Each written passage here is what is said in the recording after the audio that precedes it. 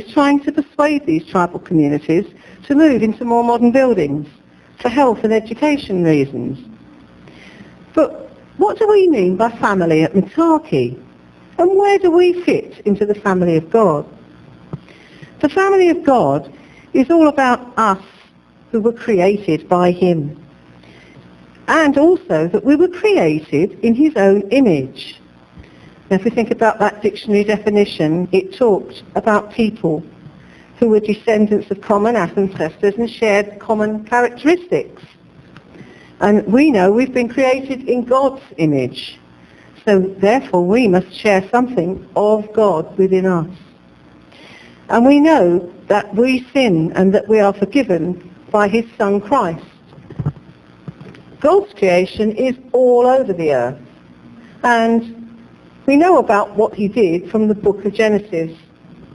Genesis chapter 1 verse 7 says, "So God created man in his own image. In the image of God he created. Male and female he created them." Going on to say in verse 31, God saw all that he had made, and it was very good. God's greatest wish is that we should worship him and give him thanks, and that we should all live in harmony. In order to live in harmony, a group, a family, we need to have rules. And God saw we needed rules, so he gave them to us. They were delivered by Moses. They're called the Ten Commandments. Whilst Mike and I have been on this holiday, the Holy Spirit led us to worship at a service in Singapore, where I found a particular message that I'd like to share with you today. Having arrived late on a Saturday afternoon at Singapore and found our hotel, within an hour we were off on an excellent guided walking tour of the city. And it was at the end of that tour that we decided on our way back to the hotel to check out the Anglican Cathedral, which was on part of the route back to where we were. We discovered the notice board and checked, and it said communion service at 9:30, but in Mandarin. Not very good on Mandarin. Then it did say English service to be held at the same time, but in a theatre complex nearby. So next morning we rushed into breakfast early and thought, well, we better get the taxi and we're not going to get there in time. And off we went to find the cathedral again, and then go past it to the theatre complex that had been on the board. We arrived to find people very, very smartly dressed in suits, ties, in boiling hot 34 degrees, arriving. Several of them holding Bibles. And we thought, wow, what's this? We went inside to find a large choir were practicing on the stage. And we looked at the service sheet we'd just been handed, and to our horror, we noticed what it said at the top. It was a Mormon meeting. We had arrived at a Mormon service. So we were out of there within a minute, absolutely amazed. And luckily, we'd got there early enough that nobody was on the door to say, you can't get out, so we were gone. So we got outside rather bewildered and thought, oh dear, now what do? We can't find the service. So Mike said, oh, well, come on, let's go and walk back towards that cathedral again. Perhaps we might find a clue there. After all, let's just go back. So we go walking back, wandered along, found the notice board again, and lots of activity. So we thought, well, yes, it's happening. I wonder what's going on. The doors were open, and the cathedral was absolutely packed, and they were having their service in Mandarin. So we thought, oh, okay. Anyway, the greeters at the door, saw these two English faces and said, you need to be in the English service. So we went, we're looking for the English service. And they said, we'll show you. And what had happened was they hadn't changed the notice board, but recently, and I don't quite know how, but fairly recently, they had built a brand new, huge, 2-storey extension to the cathedral underground. It was amazing. Elevators, 2 floors, tiered seating, bigger than most theatres, absolutely huge, underground. And that was where the English service was. We were greeted at the door and shown to where there were some spaces. I do mean shown because there were over 400 people in this service. all taking part while the other service was going on in Mandarin above the ground. And we had, of course, got a bit late by then, but we did arrive as they were singing and arrived just in time for the sermon. So we were very relieved we found the service at long last, but we didn't know what was coming next. So the sermon was about these rules of living in a family. God gave us 10 commandments, and they were to help us to live as a happy family. Well, I expect you've all heard of them and probably know and realise how important they are. They are, of course, what one would say are the rules that you live your life by. If someone asked you, what are your rules, you would say, well, I live by the 10 commandments. But then here comes a challenge. What if I asked one of you, could you stand up and say the 10 commandments? Do you actually know what they say? Well, I'm not actually going to do that to anyone because that would be awfully embarrassing, and I'd have problems too trying to get it all right. But we do say that they're God's word for us. They are important to us. They're in the Bible. They're what we live by. But actually, without finding the Bible and checking, we don't actually know what they are. And this is what this sermon was about. Now, this is where we're going to see if the technology works. So that one. Okay, you're stuck. No? There you go.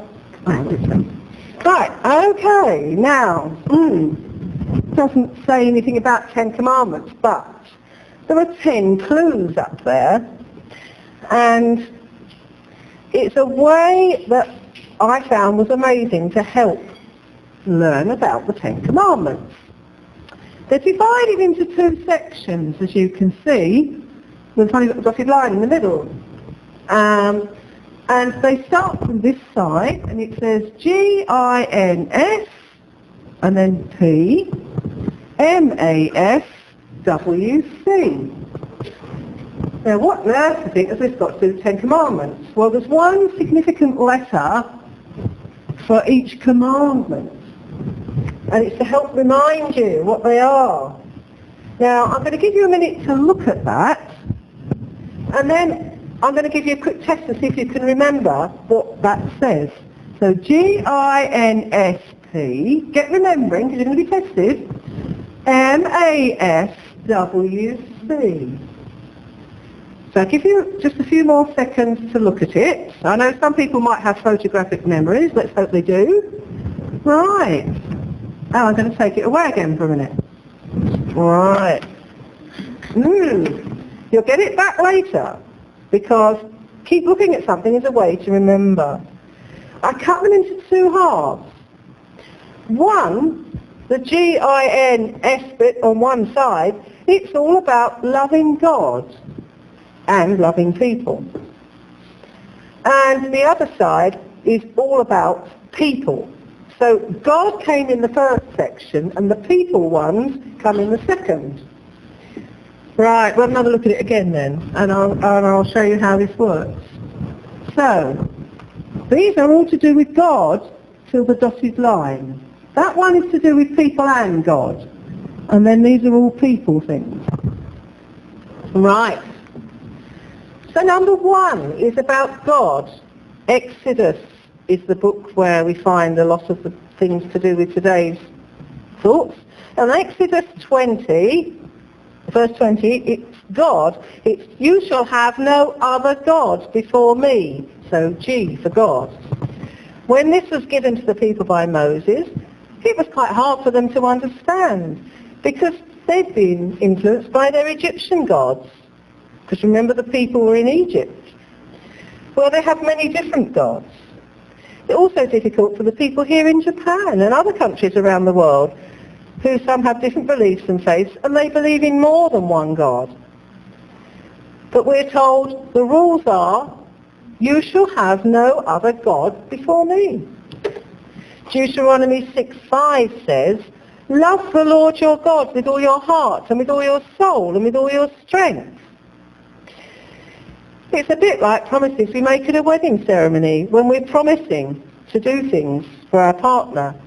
And sometimes we promise to obey. Let's think about that for a minute. Obey. Now, some old-fashioned people like me, over 30 years ago, promised to obey their husband when they made their wedding vows. Some people admit that bit and don't like to say obey, because in doing that, you're saying that you will do whatever they tell you. You will do whatever God tells you. You will do whatever your husband tells you. Whether or not your husband tells you to do something. Whether you think it's fair or not fair. You're saying, I will do what you tell me. So when we say I'm going to obey God, we're going to do what he tells us, whether we like it or not. So remember that. If you're going to obey God, it means good and bad things that might be coming your way. Okay, so it's a quite tough start, isn't it? So God, yes, God created, but we've got to obey him. And we're supposed to love him. And like when you marry somebody, your love is all for your partner. Our love should be with God. All our love is supposed to be for God. Okay, number 2. I. Well, I is for idols. Exodus 20:4-6. You shall not make for yourself an idol in the form of anything, in heaven or above the earth, or beneath the waters below. You shall not bow down before them or worship them. For I, the Lord your God, am a jealous God, punishing the children for the sin of the fathers, to the 3rd and 4th generation of those who hate me, but showing love to 1,000 generations who love me and keep my commandments. Wow, that's a lot of words. The Jews then had historically worshipped idols in Egypt. So they knew now that they've been told not to do this. But how about us today, a few thousand years later? Do we worship any idols? What about those film stars, those sports personalities? Why does God hate idolatry? Well, Scripture says he's going to punish to the 3rd and 4th generations. Today we can manage probably 3 generations living under one roof. If we think of children, their parents and their grandparents, that could be possible. But 4 generations? That'd be a bit difficult. Depends rather on what age people actually had children along the family for 4 generations to be possible.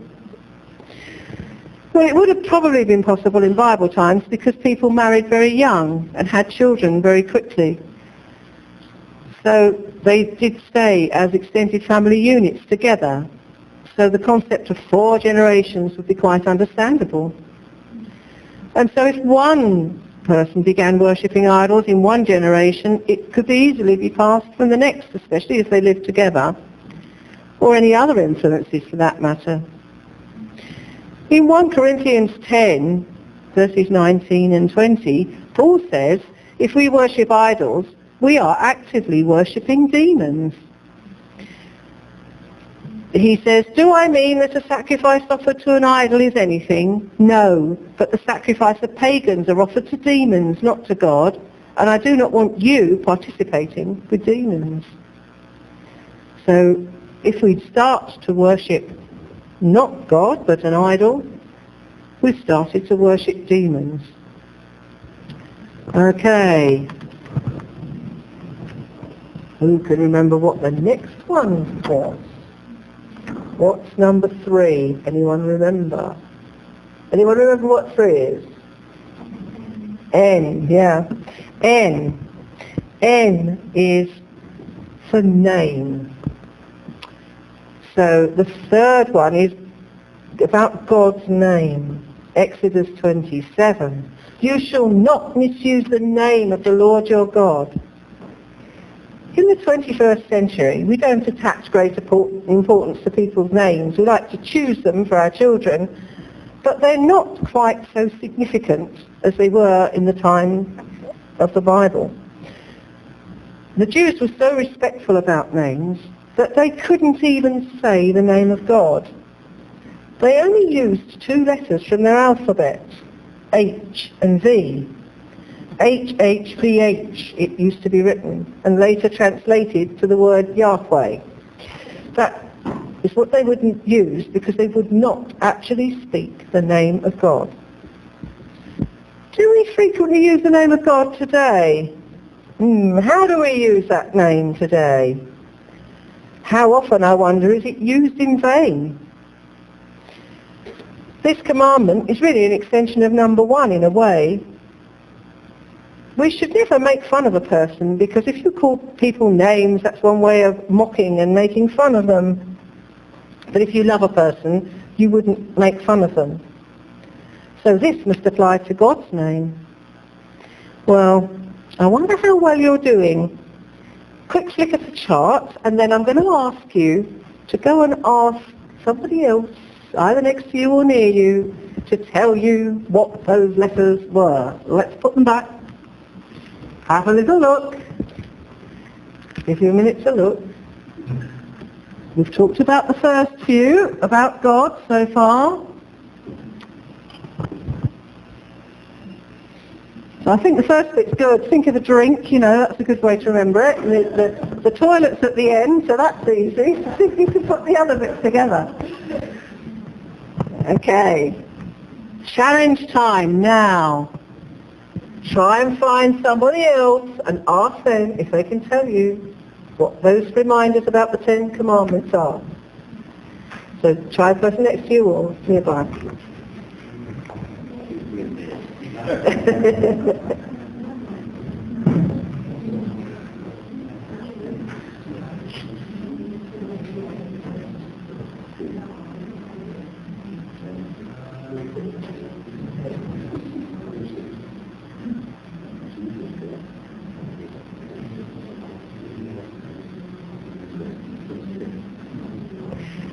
Mike should know it. I don't know how you're doing.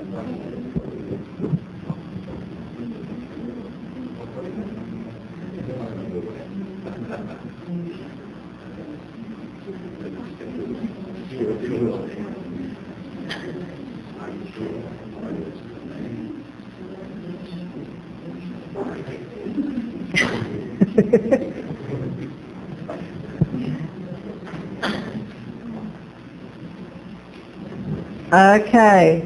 All right, you can have a look again now. Put them back. Right, so we're on to number 4. Still about God. S is the magic letter, reminding us about the Sabbath day. Exodus 20, 8 to 11. Remember the Sabbath day by keeping it holy. 6 days you shall labour and do all your work. And on the 7th day is a Sabbath to the Lord your God. On that day you shall do no work, neither you, nor your son, nor daughter, nor servant, nor your animals. Sabbath day for the Jews was from sunset Friday until sunset Saturday, and it still is today. In New Testament times, they would do absolutely nothing. They just took this rule too far. Matthew 12, verses 1 and 2, says that at that time Jesus went through the grain fields on the Sabbath. His disciples were hungry and began to pick some heads of grain to eat. When the Pharisees saw this, they said, "Look, your disciples are doing what's unlawful on the Sabbath." Still today, Jewish people will not do anything on the Sabbath. For example, if someone's in hospital, they can't even use an electric device called a bell. They're not allowed to press the electric bell for help or medicine. They can't even switch their light off or on. And if they've got an electric bed with a lever, they're not allowed to alter it. They can't touch the electric mechanism. When Mike and I once visited Israel, we had to remember to use a special elevator in the hotel because it was the other side was the Shabbat elevator, and you couldn't go anywhere in it. So during the Sabbath hours, you had to use the other elevator, and the Jewish people weren't allowed to use it, which was quite amazing, really.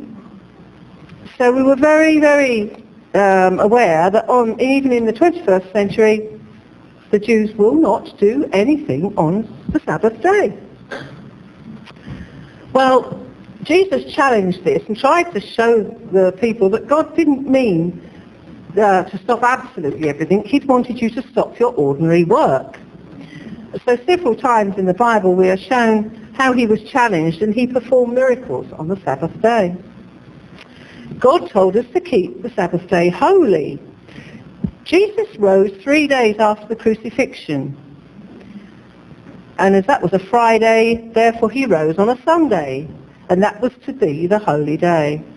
For Christians, it's a special day of worship, a day of rest from normal work, and a time to worship God and his creation, including his family. God set us this example in Genesis, and we hear how God created the world for 6 days, and he rested on the seventh.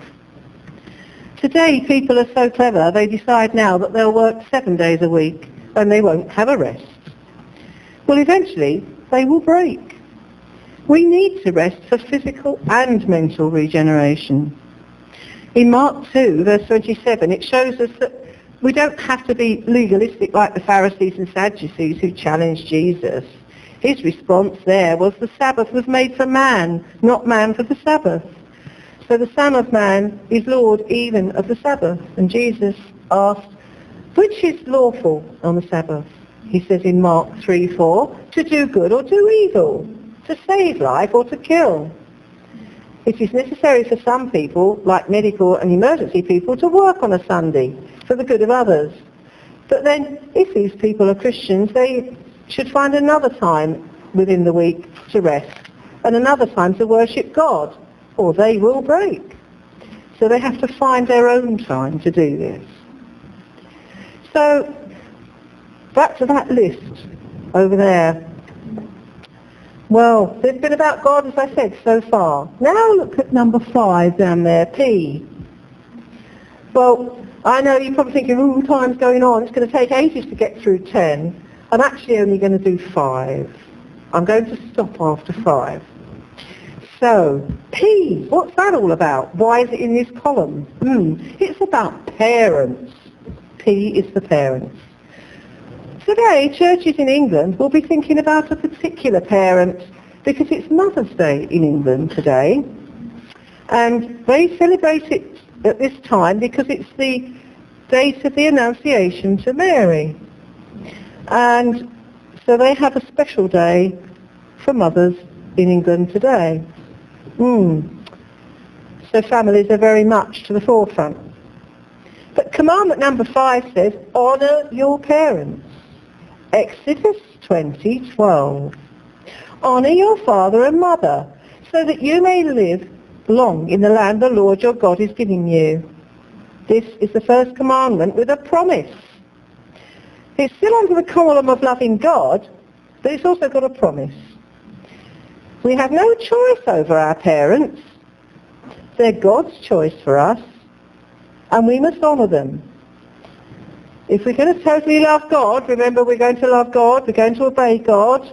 Well, he chose our parents, so we have to obey them. What does the Bible tell us are the consequences if we don't do this?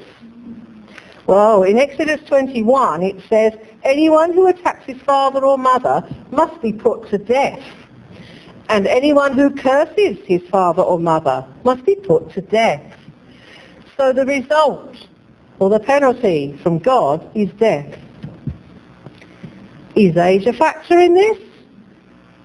No, it doesn't have a sell-by date. There isn't any expiration date there. So no matter how old we are to honour our parents. And unless they ask us to do something deliberately against God, to speak out against God, we should honour our parents, no matter how old we are. It's quite a hard lesson, that, really. So God's given us very specific rules about how we're to live together in his family and how we're to set aside time to worship him. As Mike and I now prepare to leave this family here in Mitaki, we hope you'll all take an active part in the family. How about joining one of those discussion groups? Or maybe start a new one?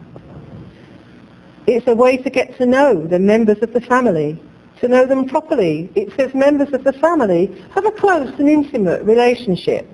But if you only meet once a week or once a month, you're not going to get to know anybody. So just remember, you're part of this family. Be an active part of it. Maybe you feel that you're called to help downstairs in the kitchen when they do their meals and things downstairs, or help with the children. Any of those things are participating in God's whole family here in Mitaki. And as I said, God's made us wonderful promises, but we need to obey his call. And don't forget that text that was on the front. The greatest commandment is love, to love one another as he has loved you. Well, I'm going to stop there, but perhaps one of the other pastors, perhaps Kevin or Hiroshi, might like to do the other 5 some other time, because otherwise we'd never end today.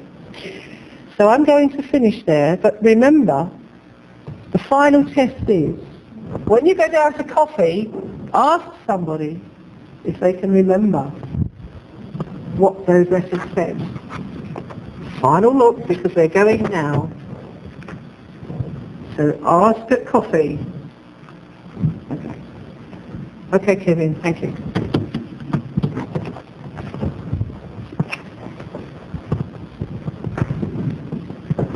Thank you.